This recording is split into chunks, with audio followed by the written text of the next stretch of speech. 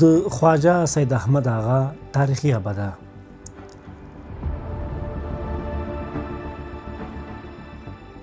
په هغه خاوره کې چې تاریخ یې د غرونو په څېر ولاړ دی او هره تپه یې د زرګونو کلونو کیسې په غېږ کې لري.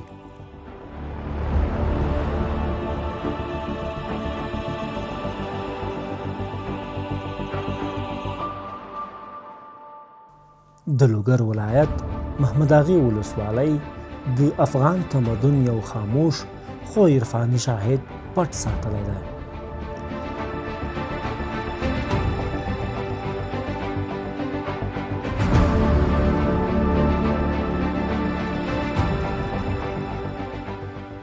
د افغان ویاړ څېړنیزې او کلتوري ټولنې د تاریخي ابداتو مستندونو څانګې د خپلو فرهنګي او تاریخي رسالتونو په لړ کې همدې تاریخي سیمې ته سفر وکړ څو د وخت له ګردونو لاندې پاتې شوې د خواجه سید احمد آغا تاریخي ابدې کیسه راژوندۍ کړي.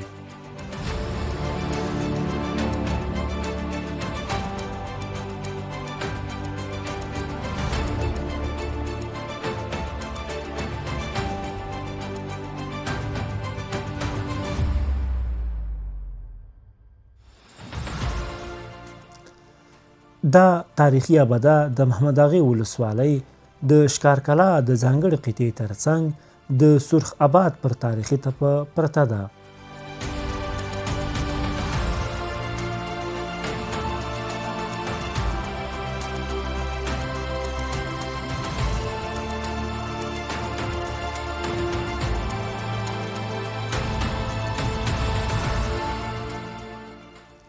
هغه ځای چې هر ډبره د تاریخ ژبه لري او هر خاموشه څنډه د تیر عرفاني حالت نښې خوندي کړي دي.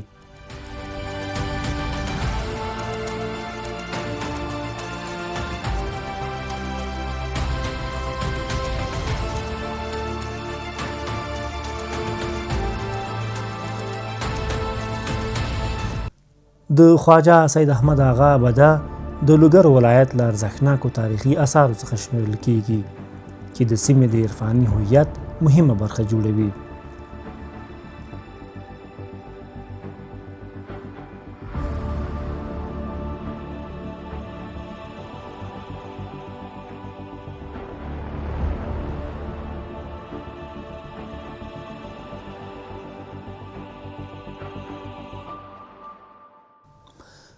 تاریخي اسناد ښیي چې دا ودانۍ د ستر اسلامي واکمن سلطان محمود غزنوي د واکمنۍ پر مهال جوړه شوې ده.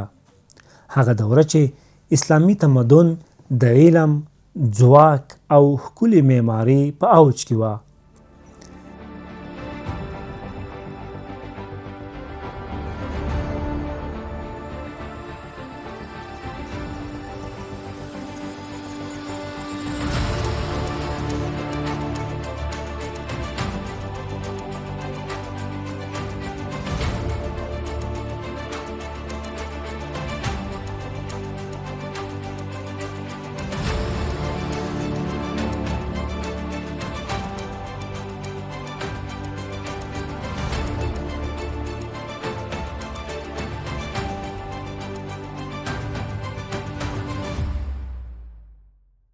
د دې ابدې معماري جوړښت د غزنوي دورې د هنري ذوق، دیني تفکر او تمدني ځواک ژوندۍ نښې دي. د مستند د چمتو کولو پر مهال د ټولنې غړو د ابدې عمومي بڼه، معماري ځانګړتیاوې، تاریخي موقعیت او شاوخوا طبیعي چاپیریال په ویډیویي او انځوریز ډول ثبت کړل څو دا تاریخي میراث د وخت له زواله وژغوري او د راتلونکو نسلونو لپاره یې خوندي کړي.